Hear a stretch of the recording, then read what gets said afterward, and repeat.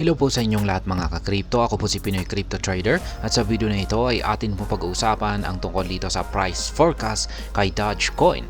Kung saan ang sabi rito ay can this $41 million signal drive Doge to 0.20 or 20 cents. Kaya yan, sa daw pong signal na nagpapakita raw po ng puwersa na umaabot po ng $41 million ay posible kaya na ito ang magpapangat sa presyo ni Dogecoin patungo sa presyong 20 cents or 0.20.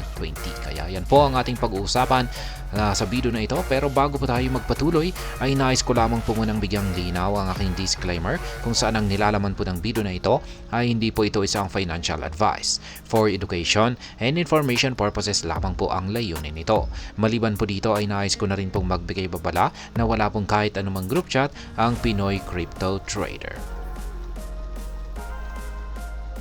At ayan, Doge price forecast rocky road to 0.20 or 20 cents. Kaya ayan, mabato raw yung daanan.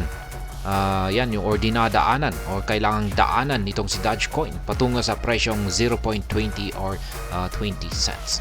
Ang kasalukuyang presyo po pala ni Dogecoin ay naglalaro sa 0.1488 at ayan po yung kanyang mga performance nitong nakalipas na time frame. Nitong last 24 hours ay umangat po siya ng 4.40% pero ang kanyang 7-day performance ay bagsak po ng 6.06%.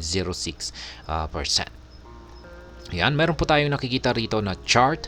Ito po ay isang in and out of the money around price na chart. Kaya ayan, nakikita po natin yung mga kulay bilog po rito na mga kulay green ay ito po yung mga in. Out naman po yung kulay gray at yung kulay red naman ay ito naman yung mga out.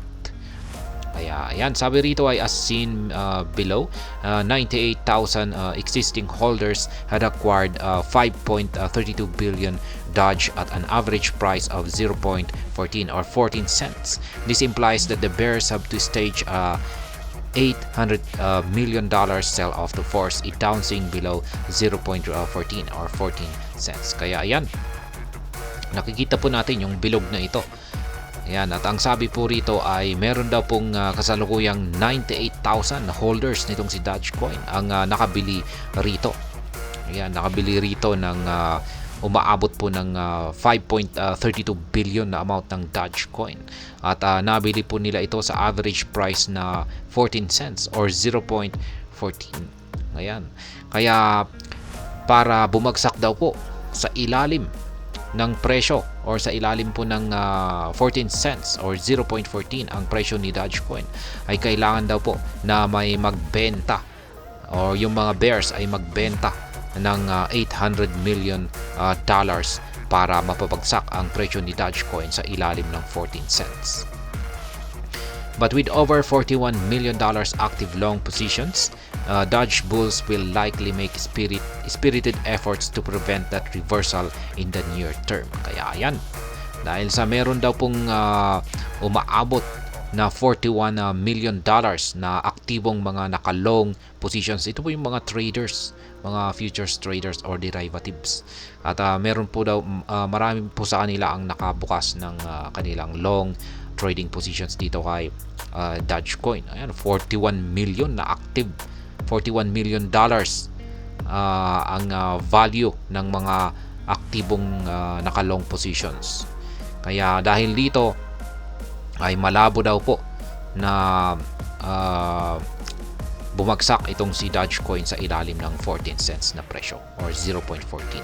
At sabi rito ay yung $41 million daw na ito na mga active na mga nakalong positions ay ito raw ang siyang pipigil dito kay Dogecoin sa kanyang pagbagsak sa ilalim ng 14 cents or 0.14.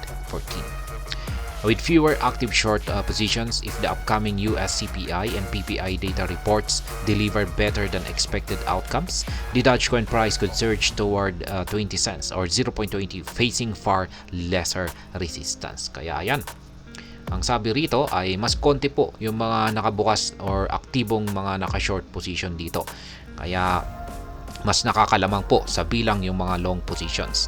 At sabi pa rito ay kung yung paparating daw na US CPI at saka PPI data reports ay kung maganda raw po yung magiging outcome nito na hindi tulad ng inaasahan ay itong si Dogecoin ay makakaranas itong si Dogecoin ng kanyang pag-angat sa presyo patungo sa presyong 20 cents or 0.20 ng walang gaanong sagabal or dadaanan lamang po niya yung mga resistances. Kaya yan pong muli. Dahil daw po ulit ulitin lamang po natin, summary lamang po natin ulit. Dahil daw po sa $41 million na mga nakabukas na active long positions ay ito po yung pipigil sa pagbagsak ni Dogecoin sa ilalim ng sa ilalim po ng presyong 0.14 or 14 cents. Kaya yan. At kung depende na rin sa outcome kung magiging maganda na raw yung magiging maganda raw yung outcome ng US CPI at saka PPI ay ayan ang magdudulot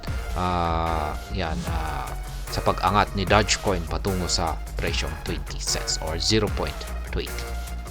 At ayan, hanggang dito na lamang po tayo sa video na ito mga ka-crypto. Sana po ay inyong nagustuhan ang aking paliwanag sa video na ito.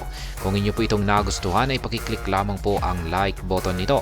Para naman po sa mga bago lamang dito, kayo po ay aking inaanyayahan para mag-subscribe. Pakiclick na rin po ang bell icon nito dahil ito po ang siya magsisilbing notification nito sa mga bagong videos na akin pong ina-upload sa aking YouTube channel na ito. Marami pong salamat sa panonood. Ingat po tayo lagi at God bless po sa ating lahat.